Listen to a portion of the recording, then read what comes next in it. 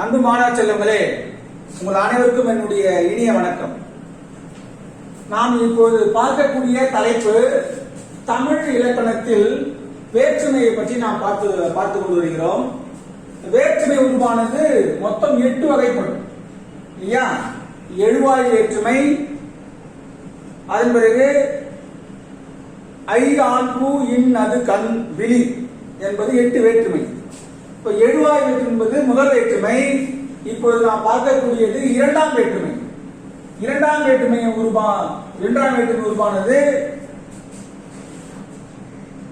எதை அடிப்படையாக கொண்டது என்றால் செயற்படு பொருள் வேற்றுமை சொல்லுவாங்க. செயற்படு பொருள் வேற்றுமை சொல்லுவாங்க. சரிங்களா? அப்ப செயற்படு பொருள் வேற்றுமை என்பது ஐ என்ற உருவை பெற்றிருக்கும். சரிங்களா?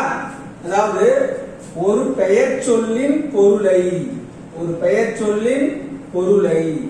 செயற்படும் பொருளாக வேறுபடுத்துவது இரண்டாம் வேற்றுமை ஆகும். இதான் முக்கியமானது. சரிங்களா?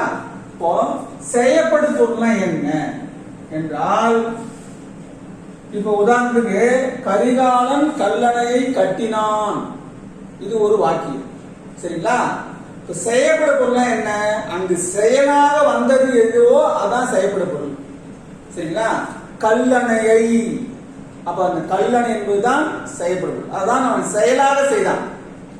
அப்போ ஒரு பெயர் சொல்லின் பொருளை, கல்லணை என்பது ஒரு பெயர் சொல். சரிங்களா? அப்போ அந்த பெயர் சொல்லின் பொருளை செயற்பட பொருளாக கல்லணையை, அப்போ அந்த இடத்துல ஐ என்ற அந்த வேற்றுமை உறுப்பு தான் அந்த பெயர் சொல்லுடைய பொருளை என்னவாக மாற்றுகிறது? செயற்படும் பொருளாக மாற்றுகிறது. சரிங்களா? அப்போ அது போல செயற்படும் பொருளாக வேறுபடுத்துவதுதான் இரண்டாம் வேற்றுமை உருவாகும். அப்ப அந்த இரண்டாம் வேற்றுமை உருவியது ஐ. அப்ப அந்த ஐ என்ற எழுத்துதான் அந்த பெயர் சொல்லுடைய பொருளை செயற்படும் பொருளாக மாற்றுகிறது. சரிங்களா? இப்போ இதன் உருவானது ஐ. இது ஆக்கல். என்னது? ஒரு பொருளை உருவாக்குதல் அப்படி சொல்லலாம் இல்லைங்களா? அழித்தல், ஒன்றை அறவே அழித்தல். அடைதல், ஒன்றை பெறுதல். நீத்தல், ஒன்றை நீக்குதல். ஒத்தல், கம்பேர் பண்றது இல்லையா? ஒத்தல். அடுத்தது உடைமை என்னும் 6 பொருள் வரும். எது? இந்த ஐ என்ற இரண்டாம் வேற்றுமை உருவானது ஆக்கல், அழித்தல், அடைதல், நீத்தல், ஒத்தல், உடைமை என்னும் 6 பொருள் வரும். இது மிக மிக முக்கியமானது. இது உங்களுக்கு 2 மதிப்பெண்லையும் கேட்பாங்க. சரிங்களா? ஐ என்ற இரண்டாம் வேற்றுமை உருவானது எத்தனை பொருளில் வரும் என்று கேட்கும் பொழுது 6 பொருள் வரும் சொல்லிடணும். சரிங்களா?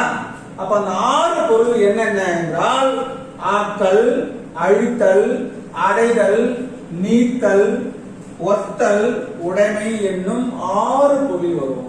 சரிங்களா? இப்ப நம்ம இந்த 6 தான் உதாரணங்கள் பார்ப்போம். சான்று. சரிங்களா? இப்போ இந்த சான்றுல இரண்டாம் வேற்றுமை உருவானது ஒரு பெயர் சொல்லினுடைய பொருளை செயற்படும் பொருளாக மாற்றுவதையும் நாம பார்க்கலாம். இப்போ உதாரணத்துக்கு பாருங்க, அழகன் சிலையை செய்தான். இப்போ இந்த வாக்கியமானது இந்த 6 பொருள்ல எதை உணர்த்துகிறது? ஒரு சிலையை உருவாக்குகிறான் என்றால் என்ன அர்த்தம்? ஆக்கல். என்ன பொருள்? ஆக்கல். இப்ப பாருங்க, அழகன் சிலை என்பது ஒரு பெயர் சொல் இல்லையா? அது கல்லாலான சிலையாகவும் இருக்கலாம், அல்லது தங்கத்தாலான சிலையாகவும் இருக்கலாம். சரிங்களா? அப்போ அந்த சிலை என்பது ஒரு பெயர் சொல். அப்ப அந்த பெயர் சொல்லினுடைய பொருளை, இந்த பெயர் சொல் செயற்படும் பொருளாக அவன் எதை செய்தான்? சிலையை செய்தான். சரிங்களா? அப்ப அவனுடைய செயல் எது? சிலையை செதுக்குவது.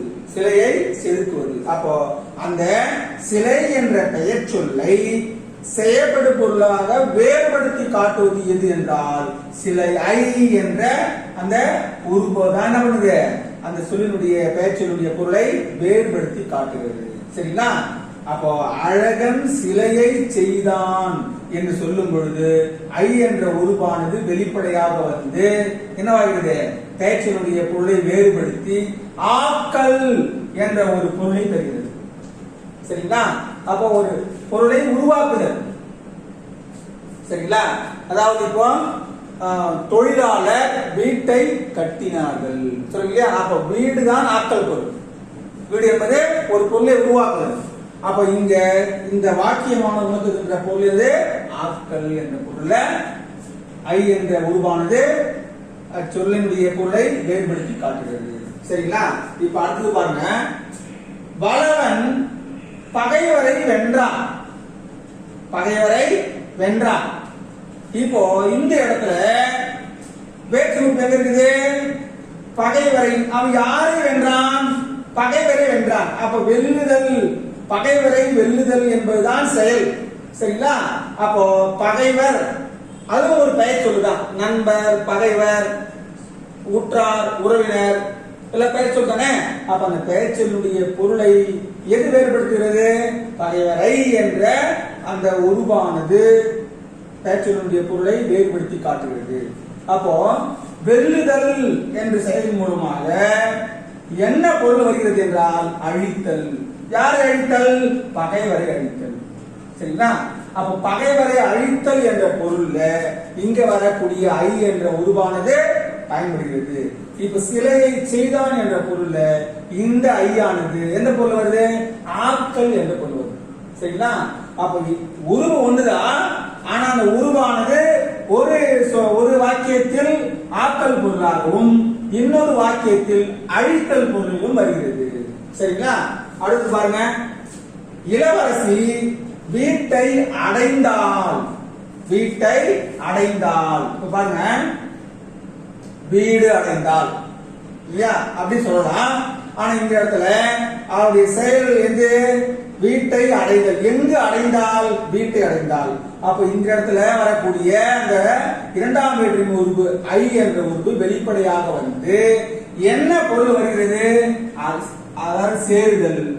எங்கு சென்று சேருதல், வீட்டுக்கு சென்று சேருதல். அப்போ அப்படி சேருதல் சொல்லுறது அடைதல் வருகிறது.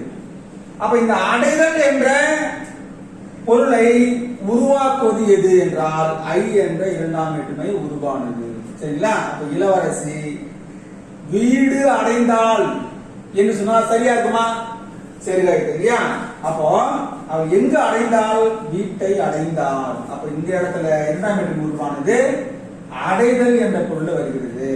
அடுத்தது, கண்ணன் சினத்தை விடுத்தான், கோபத்தை நீக்கினான். அப்போ இது நீக்குதல் என்ற ஒரு பொருள்ல இங்கு வரக்கூடிய இரண்டாம் வேற்றுமை உருவு வருகிறது. அடுத்தது பாருங்க, எழிலன் காளையை போன்றவன். அப்ப இங்க காளையை, இப்ப காளை அப்படி மட்டும் இருந்துச்சுன்னா அது பெயர் சொல். அப்போ அந்த பெயர் சொல்லானது இந்த இடத்துல காளைக்கு நிகரா ஒப்பிடக்கூடிய ஒரு மனிதன் எழிலன் இல்லையா, கம்பேர் பண்றாங்க. அப்போ ஒத்தல் என்ன பண்ணுறது, ஒத்தல் என்ற பொருள் அடிப்படையில இந்த இரண்டாம் வேற்றுமை உருவானது வருகிறது. அடுத்தது, கார்மேகம் செல்வத்தை உடையவன் இல்லையா, செல்வந்தன். அப்ப செல்வத்தை அந்த இங்க வரக்கூடிய ஐயானது என்ன பொருள் வருது, உடைமை பொருள் வருது. உடைமைன்னா என்னது, செல்வம், சொத்து சொல்லுவாங்க இல்லையா. அப்போ இந்த வரக்கூடிய இரண்டாம் வேற்றுமை உருவான ஐயானது உடைமை பொருள் வருகிறது, வைத்துள்ளவன் என்று பொருள். அப்போ இந்த இரண்டாம் வேற்றுமை உருவு ஐ என்பது 6 பொருள்களில் என்னவாகுது, செயல்படும் பொருளாக ஒரு பெயர் சொல்லி மாற்றுகிறது. சரிங்களா? அப்ப என்னென்ன 6 பொருள், ஆக்கல், அழித்தல், அடைதல், நீத்தல், ஒத்தல், உடைமை. சரிங்களா? அழகன் சிலையை செய்தான் என்பது ஆக்கல் பொருள் வருகிறது. வளவன் பகைவரை வென்றான் என்பது அழித்தல் பொருள் வருகிறது. இளவரசி வீட்டை அடைந்தாள் என்பது அடைதல் பொருள் வருகிறது. கண்ணன் சினத்தை விடுத்தான் என்பது நீத்தல் பொருள் வருகிறது. எழிலன் காளையை போன்றவன் என்பது ஒத்தல் இல்லையா? வீரத்திற்கு என்ன செய்யறாங்க? வீரத்திற்கு எழிலுடைய வீரத்தையும் காளையினுடைய வீரத்தையும் என்ன செய்யறாங்க? சரிசமமாக ஒப்பிடுகிறார்கள். அப்போ என்ன அர்த்தம்? அப்போ காளையை போன்ற வீரமுடையவன் என்பது பொருள். அடுத்தது கார்மேகம் செல்வத்தை உடையவன் என்பது உடைமை பொருள் வருகிறது. அவன் அதிகமா செல்வம் வச்சிருக்கிறான் அப்படின்ற உடைமை பொருள் வருகிறது. அப்ப இந்த ஐ என்ற வேற்றுமை உருவானது ஒவ்வொரு வாக்கியத்திலையும் பெயர் சொல்லை என்னவாக மாற்றுகிறது? செய்யப்படும் பொருளாக மாற்றி 6 பொருளிலும் வருகிறது என்பதை நீங்கள் அறிந்து கொள்ள வேண்டும். சரிங்களா? இப்ப நாம இந்த பகுதியில இரண்டாம் வேற்றுமை உருவு என்றால் என்ன அப்படிங்கிற கேள்வி கேட்பாங்க. அதுக்கப்புறம் இரண்டாம் வேற்றுமை உருவினுடைய உருவு எதுன்னு கேட்டா ஐ எழுதணும். அந்த ஐ என்ற உருவானது எத்தனை பொருள் வரும் அப்படின்னு கேட்டாங்கன்னா 6 பொருள் வரும் சொல்லணும். சரிங்களா? அவை ஆவை அப்படின்னு கேட்கும் போதுதான் என்ன பண்ணணும்? இந்த 6 எழுதணும். ஆக்கள், அழித்தல், அடைதல், ஈத்தல், ஒத்தல், உண்மை என்ற 6 நம்ம எழுதணும். சரிங்களா? இப்ப நாம அடுத்த வகுப்புல 3ஆம் வேற்றுமை உருவு பற்றி பார்க்கலாம். அனைவருக்கும் நன்றி.